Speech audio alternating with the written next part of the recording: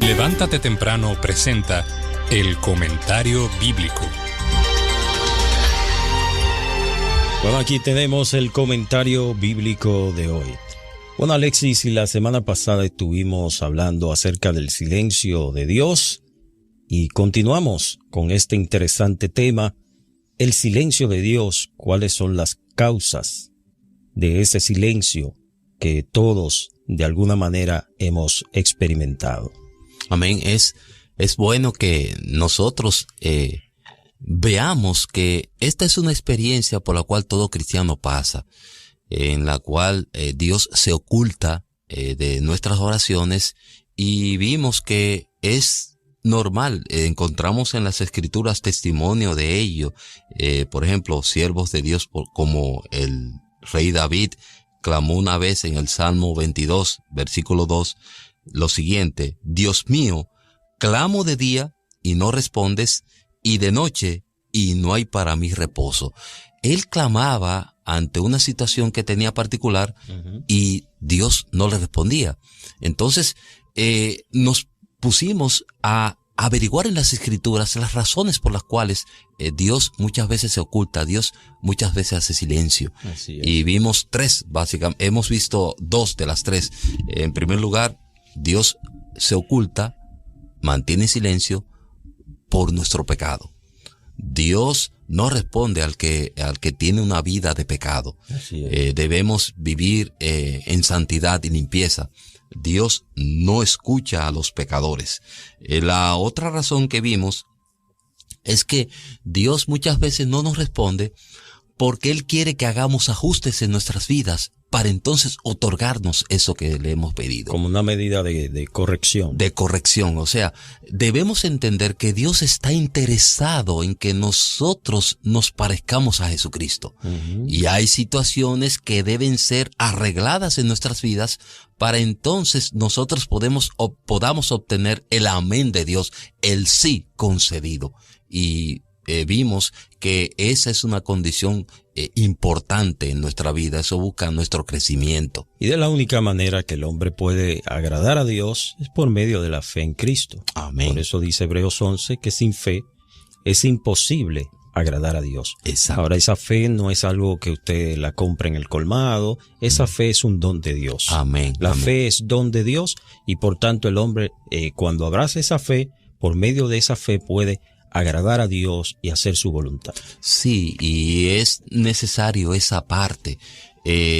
Nosotros somos seres pecadores, seres con muchas debilidades, y muchas veces el obrar Dios una petición que nosotros hemos clamado demandará ajustes en nuestras vidas, arreglos, mejorar nuestra comunión con el Señor, ser diligentes y esforzados en ciertas áreas de la vida para entonces nosotros estar capacitados para ello.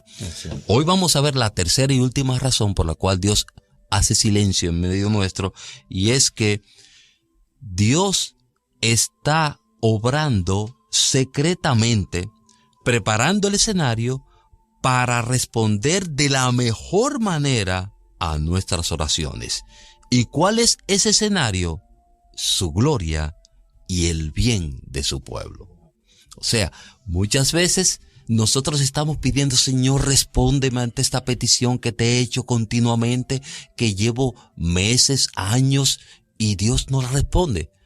¿Qué está pasando? Muy probablemente es que Dios está preparando la mejor forma de respondernos. ¿Y qué Dios está persiguiendo en esa demora?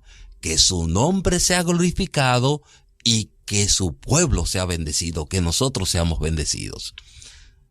Un texto que podríamos tomar como marco de referencia en esta situación es la situación que pasó José, el patriarca José, cuando estaba en Egipto. Dice la palabra de Dios en Génesis 50:20, vosotros pensasteis mal contra mí, mas Dios lo encaminó a bien para hacer lo que vemos hoy, para mantener en vida a mucho pueblo. Ese era el plan que Dios tenía. Exacto. De antemano. Y muy probablemente cuando José estaba de esclavo en Egipto, él continuamente clamaba: Señor, libérame, sácame de esta cárcel. Bueno, y él le pidió a uno de los presos que estaba con él, si mal no recuerdo, el copero: acuérdate de mí y habla por mí a Faraón para que me saque.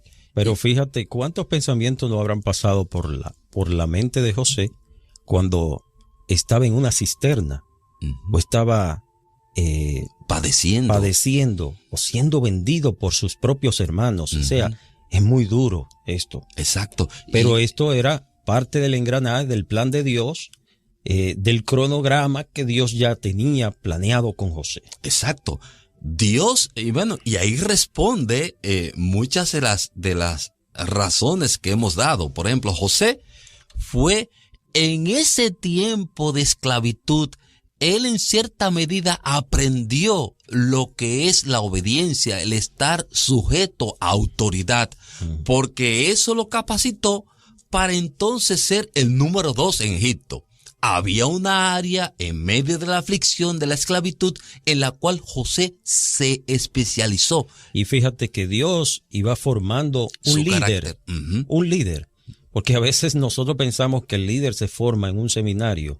No, Dios va formando el líder en la escuela de las aflicciones, amén, de las pruebas y padecimientos. Va formando tu carácter y va forjando en ti ese liderazgo. Para que tú, por las situaciones que has estado atravesando, puedas también compadecerte de los demás. Exacto.